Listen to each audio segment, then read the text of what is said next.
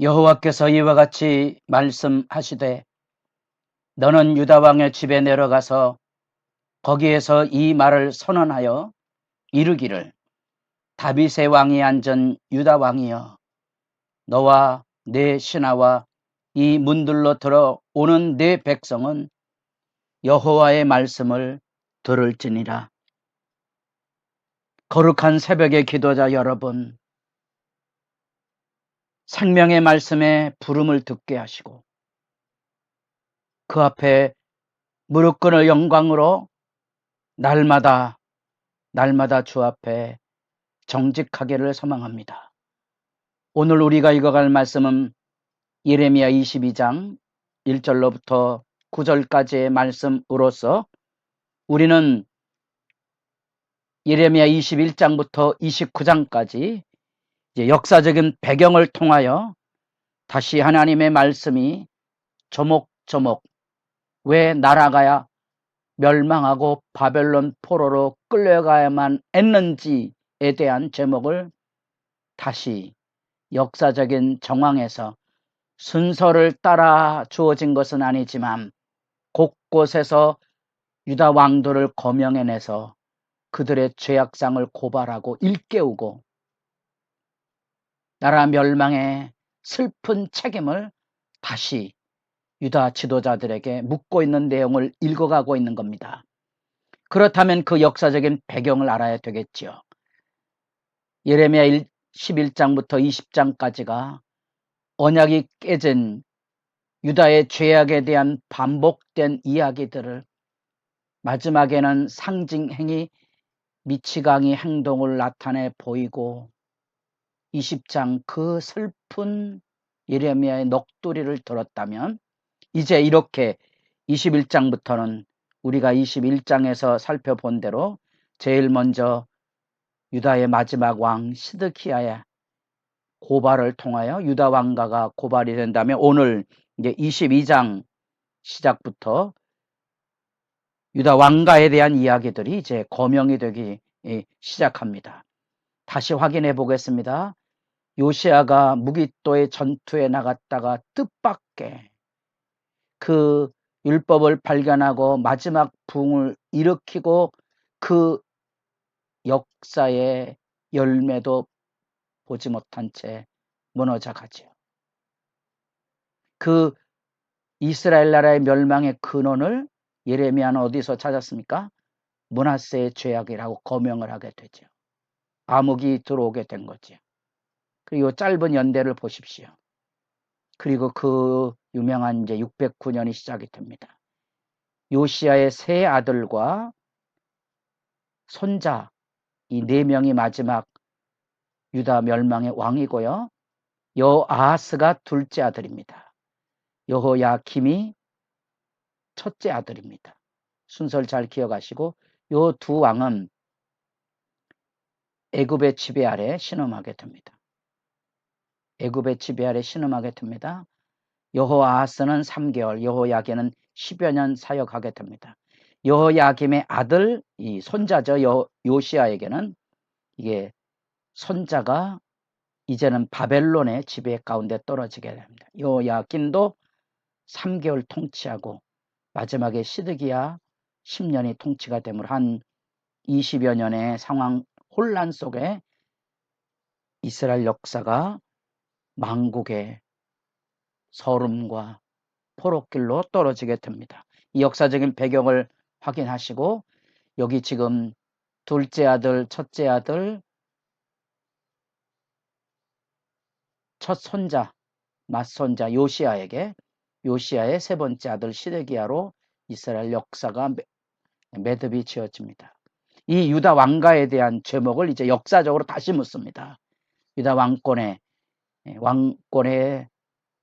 본분을 다시 일깨웁니다. 너무나 잘 아는 하나님 앞에 정의와 공의를 행하고 고와 가부를 학대하지 아니하고 무죄한 자를 한 자의 피를 흘리지 않는 그 정결, 그게 유다 왕권의 본분인데 그 사명을 이행하지 못하고 몰락해가는 슬픈 모습, 우리나라 대한제국의 몰락 안에서 여러분 역사를 이해해 보시면 이제 눈물 나는 장면이죠. 벌떼처럼 들어와서 서양의 제국의 비전을 가졌던 여러 나라들이와 이 뜯어먹을 거 없는 그야말로 뼈다귀만 남은 이 조선 땅에 이전 투구를 하고 그 안에 왕이 권력을 잃고 재정 자립을 이루지 못하게 되자 교모하고도 강교한 일본의 술책 앞에 여지없이 무너져가고 모든 재정을 뜯겨 빼앗길 수밖에 없는 처절한 대한제국의 멸망사. 여러분이 만약에 그리스도인이라면 바로 그 마지막 운명이 무너져가는 1884년 5년 그 땅에 나라가 완전히 무너지는 그 절망의 현장 격변 속에 기독교의 복음이 들어왔다는 사실입니다. 하나님의 놀라운 섭리가 우리 역사 안에서 느껴져야만 이 본문이 이해가 될 것입니다. 그러면 왜 하나님께서 그냥 쓸어버리면 되시지? 왜 예레미야 같은 정서적으로 예민한 선지자를 불러서 그렇게 넋두리를 하도록 아우성을 쳐가며 하나님의 말씀을 전하게 하셨을까?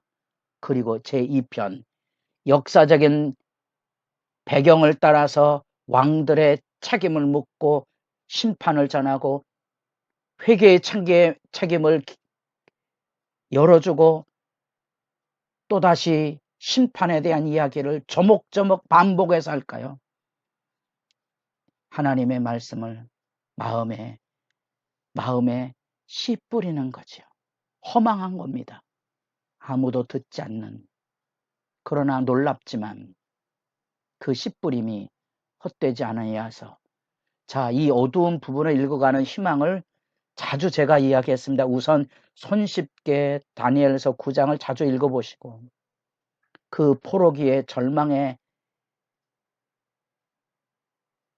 왕궁의 지도자급에 속했던 다니엘이 그 포로기 땅의 안에서 울부짖는 내용, 예레미야의 말씀에 감격을 선포하고 하나님 앞에 거꾸로 져서 통회하는 그 장면, 왜 말씀을 이렇게 뿌려야 했고 우리가 보기에 이 지루한 예레미야의 말씀이 왜 의미가 있는지, 느헤미야 1장 예루살렘 성문이 불타와 버렸다는 이야기를 듣고 하늘이 무너지는 통곡으로 부르짖던 느헤미야가 이 하나님의 맹세, 너희가 만약에 정의와 공의를 행하고 고와 가부를 학대하지 아니하고 무지한 자의 피를 흘리지 않는다면, 이런 조건들, 느헤미야가 그 언약의 말씀 앞에 서서 포로로 흩어졌지만 하나님의 언약의 말씀에 돌아오면 땅끝에서부터 자기 백성을 모으실 겁니다. 누구 때문에? 느헤미야. 나 때문에.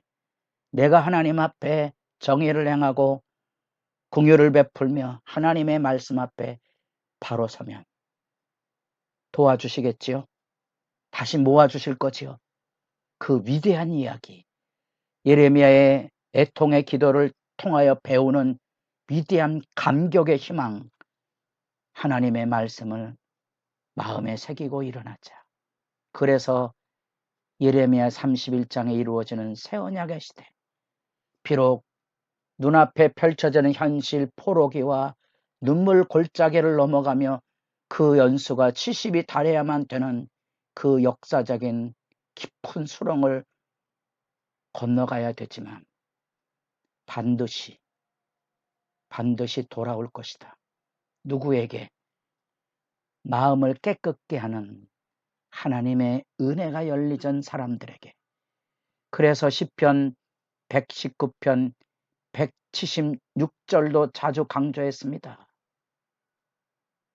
말씀을 온몸에 새기는 시편 119편의 절절한 이야기. 이른 양같이 내가 방황하오니, 이른 양같이 내가 방황하오니 주의 종을 찾으소서. 왜 주의 종을 찾아달라 그럴 수 있습니까? 그 기도의 근거는 뭡니까? 이는 내가 주의 계명들을 잊지 아니함이니이다. 여러분 마음 안에도 하나님의 말씀이 날로 새로워서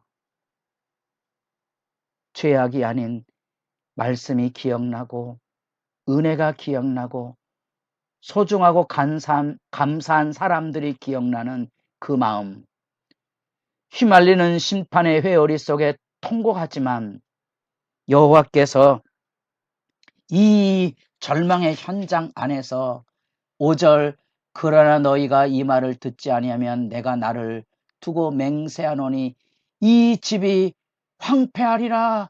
이 무서운 심판의 말씀은 하나님 앞에서 구원에 대한 간절함의 호소일 뿐 아니라 8절, 여러 민족들이 이 성읍으로 지나가며 서로 말하기를 여호와가 이 큰 성읍에 이같이 행함은 어찌 됨인고 본래 아름다운 예루살렘이 멸망한 것에 대한 이방인들의 호소까지. 여러분 말씀 앞에 서서 내가 해야 될 사명이 뭔지, 우리가 지금 우리 시대의 교회가 해야 할 일이 뭔지를 다시 물으시고 기도의 시간이 깊어져 갈 수 있기를 바랍니다.